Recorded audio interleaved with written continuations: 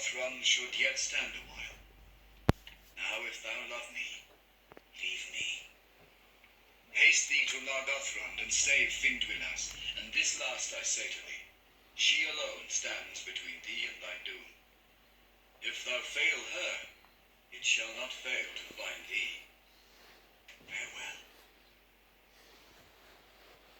Then Hurin sped back to Nargothrond, mustering such of the rout as he met with on the way, and the leaves fell from the trees in a great wind as they went, for the autumn was passing to a dire winter. But the host of the orcs and Glaurung the dragon were there before him, and they came suddenly, ere those that were left on guard were aware of what had befallen on the field of Tumhalad. In that day the bridge over Narok proved an evil, for it was great and mightily made, and could not swiftly be destroyed, and the enemy came readily over the deep river, and Glaurung came in full fire against the doors of Felagund, and overthrew them, and passed within. And even as Hurin came up, the dreadful sack of Nargothrond was well nigh achieved. The orcs had slain or driven off all that remained in arms, and were even then ransacking the great halls and chambers, plundering and destroying. But those of the women and maidens that were not burned or slain, they had herded on the terraces before the doors, as slaves to be taken into Morgoth's thraldom. Upon this ruin and woe, Hurin came, and none could withstand him, or would not, though he struck down all before him, and passed over the bridge, and hewed his way towards the captive. And now he stood alone, for the few that followed him had fled. But in that moment Glaurung issued from the gaping doors, and lay behind between Hurin and the bridge. Then suddenly he spoke by the evil spirit that was in him, saying, Hail, son of Hurin, well met. Then Hurin sprang about, and strode against him, and the edges of Gurthang shone as with flame. But Glaurung withheld his blast, and opened wide his serpent eyes, and gazed upon Hurin. Without fear, Hurin looked into them, as he raised up the sword, and straightway he fell under the binding spell of the lidless eyes of the dragon, and was halted moveless. Then for a long time he stood as one graven of stone, and they too were alone, silent before the doors of Nargothrond. But Glaurung spoke again, taunting Hurin, and he said, Evil have been all thy ways, son of Hurin. Thankless fosterling, outlaw, slayer of thy friend, thief of love, usurper of Nargothrond, captain foolhardy, and deserter of thy kin. As thralls thy mother and thy sister live in Dorlonin, in misery and want. Thou art arrayed as a prince, but they go in rags, and for thee they yearn. But thou carest not for that. Glad may thy father be to learn that he hath such a son, as learn he shall.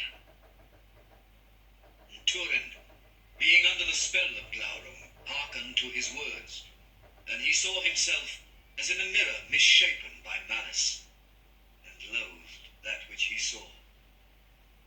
And while he was yet held by the eyes of the dragon in torment of mind, and could not stir, the orcs drove away the herded captives, and they passed nigh to Hurin, and crossed over the bridge. Among them was Finduilas, and she cried out to Hurin as she went. But not until her cries and the wailing of the captives was lost upon the northward road did Glaurung release Hurin, and he might not stop his ears against that voice that haunted him under. Then suddenly Glaurung withdrew his glance and waited, and Hurin stirred slowly as one waking from a hideous dream. Then coming to himself, he sprang upon the dragon with a cry. But Glaurung laughed, saying, If thou wilt be slain, I will slay thee gladly. But small help will that be to Morwen and Nienor. No heed didst thou give to the cries of the elf woman. Wilt thou deny also the bond of thy blood? But Hurin, drawing back his sword, stabbed at the dragon's eyes, and Glaurung, coiling back swiftly, towered above him and said, "Nay, at least thou art valiant, beyond all whom I have met. And they lie who say that we, of our part, do not honor the valor of foes. See now, I offer thee freedom. Go to thy kin if thou canst. Get thee gone. And if elf or man be left to make tale of these days, then surely in scorn they will name thee, if thou spurnest this gift." Then Hurin, being yet bemused by the eyes of the dragon, as were he treating with a foe that could know pity, believed the words of Glaurung, and turning away he sped over the bridge. But as he went, Glaurung spoke behind him, saying in a fell voice, "Haste thee now, son of Hurin, to Dorlomin, or perhaps the orcs shall come before thee once again. And if thou tarry for Finduilas, then never shalt thou see Morwen again, and never at all shalt thou see Nienor thy sister, and they will curse thee." But Hurin passed away on the northward road, and Glaurung laughed once more, for he had accomplished the errand of his master. Then he turned to his own pleasure, and sent forth his blast, and burned all about him. But all the orcs that were busy in the sack he routed forth, and drove them away, and denied them their plunder, even to the last thing of worth. The bridge then he broke down, and cast into the foam of Narrow, and being thus secure, he gathered all the hoard and riches of Felagund, and heaped them, and lay upon them in the innermost hall, and rested a while. And Hurin hastened along the ways to the north, through the lands now desolate, between Narrow and Tekin, and the fell winter came down to meet him. For in that year snow fell ere autumn was past, and spring came late and cold. Ever it seemed to him as he went, that he heard the cries of Finduilas, calling his name by wood and hill, and great was his anguish. But his heart being hot with the lies of Glaurung, and seeing ever in his mind the orcs burning the house of Hurin, or putting Morwen and Nienor to torment, he held on his way, and turned never aside. At last, worn by haste and the long road, for 40 leagues and more had he journeyed without rest, he came with the first ice of winter to the pools of Ivrin, where before he had been healed. But they were now but a frozen mire, and he could drink there no more. Thus he came hardly by the passes of Dorlomin, through bitter snows from the north, and found again the land of his childhood. Bare and bleak it was, and Morwen was gone. Her house stood empty, broken and cold, and no living thing dwelt nigh. Therefore Hurin departed, and came to the house of Brodda the Easterling, he that had to wife Eärend, Hurin's kinswoman. And there he learned of an old servant that Morwen was long gone, for she had fled with Nienor out of Dorlomin. None but Eärend knew where. Then Hurin strode to Brodda's table, and seizing him, he drew his sword, and demanded that he be told whither Morwen had gone. And Eärend declared to him that she went to Doriath to seek her son. For the lands were freed then from evil, she said, by the black sword of the south, who now has fallen, they say. Then Hurin's eyes were opened, and the last threads of Glaurung's spell were loosed. And for anguish and wrath at the lies that had deluded him, and hatred of the oppressors of Morwen, a black rage seized him, and he slew Brodda in his hall, and other Easterlings that were his guests. Thereafter he fled out into the winter, a hunted man, but he was aided by some that remained of Hador's people, and knew the ways of the wild. And with them he escaped through the falling snow, and came to an outlaw's refuge in the southern mountains of Dorlomin. Thence Hurin passed again from the land of his childhood, and returned to Sirion's vale. His heart was bitter, for to Dorlomin he had brought only greater woe upon the remnants of his people, and they were glad of his going. This comfort alone he had, that by the prowess of the black sword the ways to Doriath had been laid open to Morwen. When he said in his thought, "Then those deeds wrought not evil to all. And where else might I have better bestowed my king, even had I come sooner? For if the girdle of Melian be broken, then last hope is ended. Nay, it is better indeed as things be. For a shadow I cast wheresoever I come. Let Melian keep them, and I will leave them in peace, unshadowed for a while. Now Hurin, coming down from Eredwethlin, sought Bafindwilas in vain, roaming the woods beneath the mountains, wild and wary as a beast, and he waylaid all the roads that went north to the pass of Silion.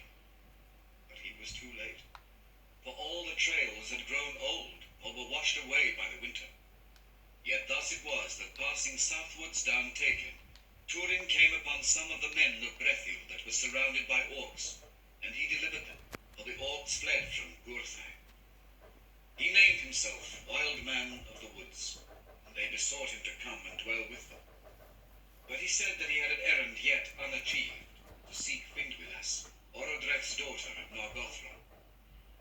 Then Dorlas, the leader of those woodmen, told the grievous tidings of her death. For the men of Brethil had waylaid at the crossings of Tegin the orc host that led the captives of Nargothrond, hoping to rescue them. But the orcs had at once cruelly slain their prisoners, and Findwilas they pinned to a tree with a spear. So she died, saying at the last, "Tell the Mormagil that Findwilas is here." Therefore they had laid her on a mound near that place, and named it House in Eleth, the mound of the elf maid. Hurin bade them lead him thither, and there he fell down into a darkness of grief that was near death. Then Dorlas, by his black sword, the fame whereof had come even into the deeps of Brethil, and by his quest of the king's daughter, knew that this wild man was indeed the Mormagil of Nargothrond, whom rumour said was the son of Hurin of Dorlomin. Therefore the woodmen lifted him up and bore him away to their homes. Now those were set in a stockade upon a high place in the forest, Ethel Brandir, upon Amon Ober. For the people of Haleth were now dwindled by war, and Brandir, son of Handir, who ruled them, was a man of gentle mood, and lame also from childhood, and he trusted rather in secrecy than in deeds of war to save them from the power of the north.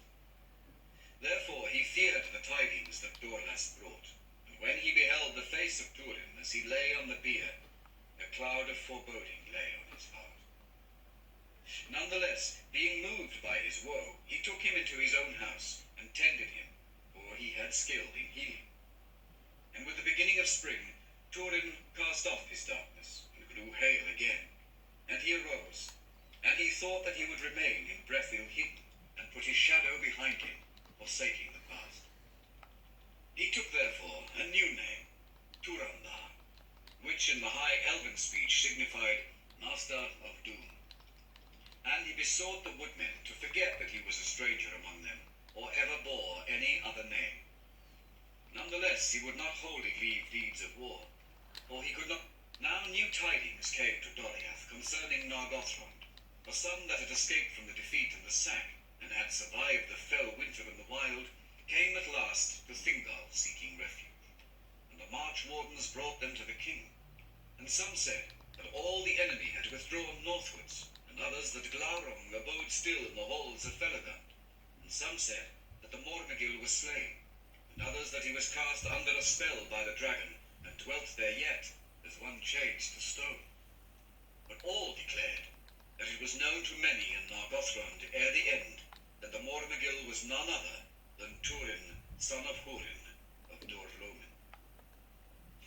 Then Morwen was distraught, and refusing the counsel of Meliad, she rode forth alone into the wild to seek her son, or some true tidings of him. Thingol therefore sent Mablon after her with many hardy march wards, to find her and guard her, and to learn what news they might. But Nienor was bidden to remain behind. Yet the fearlessness of her house was hers, and in an evil hour, in hope that Morwen would return when she saw that her daughter would go with her into peril, Nienor disguised herself as one of Thingol's people, and went with that ill-fated riding. came upon Morwen by the banks of Sirion, and Mablung besought her to return to Menegroth. But she was fey, and would not be persuaded. Then also the coming of Nienor was revealed, and despite Morwen's command she would not go back. And Mablung perforce brought them to the hidden ferries at the Meres of Twilight, and they passed over Sirion. And after 3 days' journey, they came to Amon Ethir, the Hill of Spies, that long ago Felagund had caused to be raised with great labour, a league before the doors of Nargothrond. There Mablung set a guard of riders about Morwen and her daughter, and forbade them to go further. But he, seeing from the hill no sign of any enemy, went down with his scouts to the Narog, as stealthily as they could go. But Glaurung was aware of all that they did, and he came forth in heat of wrath, and lay into the river, and a vast vapour and a foul reek went up, in which Mablung and his company were blinded and lost. Then Glaurung passed east over Narog. Seeing the onset of the dragon, the guards upon Amon Ethir sought to lead Morwen and Nienor away, and fly with them with all speed back eastwards. But the wind bore the blank mists upon them, and their horses were maddened by the dragon stench, and were ungovernable, and ran this way and that, so that some were dashed against trees and were slain, and others were borne far away. Thus the ladies were lost, and of Morwen indeed no sure tidings came ever to Doriath after. But Nienor, being thrown by her steed, yet unhurt, made her way back to Amon Ethir, there to await Mablung, and came thus above the reek into the sunlight. And looking westward, she stared straight into the eyes of Glaurung, whose head lay upon the hilltop. Her will strove with him for a while, but he put forth his power, and having learned who she was, he constrained her to gaze into his eyes, and he laid a spell of utter darkness and forgetfulness upon her, so that she could remember nothing that had ever befallen her, nor her own name, nor the name of any other thing. And for many days she could neither hear nor see, nor stir by her own will. Then Glaurung left her standing alone upon Amon Ethir, and went back to Nargothrond. Now Mablung, who greatly daring had explored the halls of Felagund when Glaurung left them, fled from them at the approach of the dragon, and returned to Amon Ethir. The sun sank and night fell as he climbed the hill, and he found none there save Nienor, standing alone under the stars as an image of stone. No word she spoke or heard, but would follow if he took up her hand. Therefore, in great grief, he led her away, though it seemed to him vain, for they were both like to perish, supperless in the wild. But they were found by 3 of Mablung's companions, and slowly they journeyed northward and eastward towards the fences of the land of Doriath beyond Sirion, and the guarded bridge nigh to the inflowing of Escalduin. Slowly the strength of Nienor returned as they drew nearer to Doriath, but still she could not speak or hear, and walked blindly as she was led. But even as they drew near the fences, at last she closed her staring eyes and would sleep. And they laid her down, and rested also unheedfully, for they were utterly outworn. There they were assailed by an orc band, such as now roamed often as nigh the fences of Doriath as they dared. But Nienor in that hour recovered hearing and sight, and being awakened by the cries of the orcs, she sprang up in terror, and fled ere they could come to her. Then the orcs gave chase, and the elves after, and they overtook the orcs and slew them ere they could harm her. But Nienor escaped them, for she fled as in a madness of fear, swifter than a deer, and tore off all her clothing as she ran, until she was naked, and she passed out of their sight, running northward. And though they sought her long, they found her not, nor any trace of her. And at last Mablung, in despair, returned to Menegroth and told the tidings. Then Thingol and Melian were filled with grief. But Mablung went forth, and sought long in vain for tidings of Morwen and Nienor. But Nienor ran on into the woods until she was spent, and then fell and slept, and awoke. And it was a sunlit morning, and she rejoiced in light as it were a new thing, and all things things else that she saw seemed new and strange, for she had no names for them. Nothing did she remember, save a darkness that lay behind her, and a shadow of fear. Therefore she went warily as a hunted beast, and became famished, for she had no food and knew not how to seek it. But coming at last to the crossings of Teglin, she passed over, seeking the shelter of the great trees of Brethil, for she was afraid, and it seemed to her that the darkness was overtaking her again, from which she had fled. But it was a great storm of thunder that came up from the south, and in terror she cast herself down upon the mound of Howth and Eleth, stopping her ears from the thunder. But the rain smote her and drenched her, and she lay like a wild beast that is dying. There Turambar found her, as he came to the crossings of Teglin, having heard rumour of orcs that roamed near, and seeing in a flare of lightning the body, as it seemed, of a slain maiden lying upon the mound of Findwilas, he was stricken to the heart. But the woodmen lifted her up, and Turambar cast his cloak about her, and they took her to a lodge nearby, and warmed her and gave her food. And as soon as she looked upon Turambar, she was comforted, for it seemed to her that she had found at last something that she had sought in her darkness, and she would not be parted from him.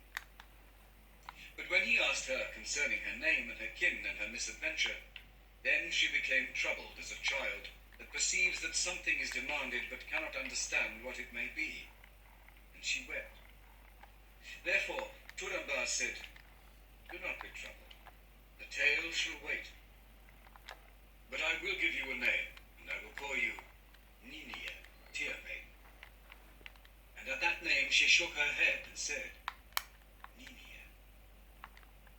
That was the first word she spoke after her darkness, and it remained her name among the woodmen ever after. On the next day they bore her towards Efelbrandir. But when they came to Dimros, the rainy stair, where the tumbling stream of Celebros fell towards Teglin, a great shuddering came upon her. Wherefore afterwards that place was called Nem-Girith, the shuddering water. Ere she came to the home of the woodmen upon Amon Obel, she was sick of a fever, and long she lay thus, tended by the women of Brethil, and they taught her language as to an infant. But ere the autumn came, by the skill of Brandir, she was healed of her sickness, and she could speak. But nothing did she remember of the time before she was found by Turambar on the mound of Howth and Eleth. And Brandir loved her, but all her heart was given to Turambar. In that time the woodmen were not troubled by the orcs, and Turambar went not to war, and there was peace in Brethil. His heart turned to Ninia, and he asked her in marriage, but for that time she delayed in spite of her love. For Brandir foreboded he knew not what, and sought to restrain her, rather for her sake than his own, all rivalry with Turambar. And he revealed to her that Turambar was Turin's son of Hurin, and though she knew not the name, a shadow fell upon her mind. But when 3 years were past since the sack of Nargothrond, Turambar asked Niniel again, and vowed that now he would wed her, or else go back to war in the wild. And Niniel took him with joy, and they were wedded at the midsummer, and the woodmen of Brethil made a great feast. But ere the end of the year, Glaurung sent orcs of his dominion against Brethil, and Turambar sat at home deedless, for he had promised to Niniel that he would go to battle only if their homes were assailed. But the woodmen were worsted, and Dorlas upbraided him that he would not aid the people that he had taken for his own. Then Turambar arose and brought forth again his black sword, and he gathered a great company of the men of Brethil, and they defeated the orcs utterly. But Glaurung heard tidings that the black sword was in Brethil, and he pondered what he heard, devising new evil. In the spring of the year after, Niniel conceived, and she became wan and sad. And at the same time there came to Efelbrandir the first rumours that Glaurung had issued from Nargothrond. Then Turambar sent out scouts far afield, for now he ordered things as he would, and few gave heed to Brandir. As it drew near to summer, Glaurung came to the borders of Brethil, and lay near the west shores of Teign. Then there was great fear among the woodfolk, for it was now plain that the great worm would assail them, and ravage their land, and not pass by, returning to Angband as they had hoped. They sought therefore the counsel of Turamba. He counselled them that it was vain to go against Glaurung with all their force, for only by cunning and good fortune could they defeat him. He offered therefore himself to seek the dragon on the borders of the land, and bade the rest of the people to remain at Brandir, but to prepare for flight. For if Glaurung had the victory, he would come first to the woodmen's homes to destroy them, and they could not hope to withstand him. But if they then scattered far and wide, then many might escape, for Glaurung would not take up his dwelling in Brethil, and would return soon to Nargothrond.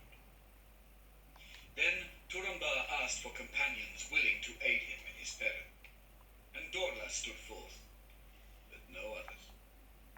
Therefore Dorlas upbraided the people and spoke scorn of Brandir, who could not play the part of the heir of the house of Haleth. Brandir was shamed before his people, and was bitter at heart. But Hunthor, kinsman of Brandir, asked his leave to go in his stead. Then Turamba said farewell to Nenia, and she was filled with fear and foreboding, and their parting was sorrowful. But Turamba set out with his two companions, and went to Nengiri. Then Nenia, being unable to endure her fear, and unwilling to wait in the Elfell tidings of Turamba's fortune, set forth after him, and a great company went with her. At this, Brandir was filled all the more with dread, and he sought to dissuade her and the people that would go with her from this rashness, but they heeded him not. Therefore he renounced his lordship and all love for the people that had scorned him, and having naught left but his love for Nenia, he girt himself with a sword and went after her, but being lame, he fell far behind. Now Turamba came to Nengiris at sundown, and there he learned that Glaurung lay on the brink of the high shores of Teign, and was like to move when night fell. Then he called those tidings good, for the dragon lay at Kabed in Aras, where the river ran in a deep and narrow gorge that a hunted deer might overleap, and Turamba thought that he would seek no further, but would attempt to pass over the gorge. Therefore he purposed to creep down at dusk, and descend into the ravine under night, and cross over the wild water, and then to climb up the further cliff, and so come to the dragon beneath his guard. This counsel he took, but the heart of Dorlas failed when they came to the races of Teign in the dark, and he dared not attempt the perilous crossing, but drew back and lurked in the woods, burdened with shame. Turamba and Hunthor nonetheless crossed over in safety, for the loud roaring of the water drowned all other sounds, and Glaurung slept. But ere the middle night, the dragon roused, and with a great noise and blast, cast his forward part across the chasm, and began to draw his bulk after. Turamba and Hunthor were well nigh overcome by the heat and the stench, as they sought in haste for a way up to come at Glaurung. And Hunthor was slain by a great stone that was dislodged from on high by the passage of the dragon, and smote him on the head, and cast him into the river. So he ended, of the house of Haleth, not the least valiant. Then Turamba summoned all his will and courage, and climbed the cliff alone, and came beneath the dragon. Then he drew Gurthang, and with all the might of his arm, and of his hate, he thrust it into the soft belly of the worm, even up to the hilts. But when Glaurung felt his death pang, he screamed, and in his dreadful throe, he heaved up his bulk, and hurled himself across the chasm, and there lay lashing and coiling in his agony. And he set all in a blaze about him, and beat all to ruin, until at last his fires died, and he lay still. Now Gurthang had been wrested from Turamba's hand in the throe of Glaurung, and it clave to the belly of the dragon.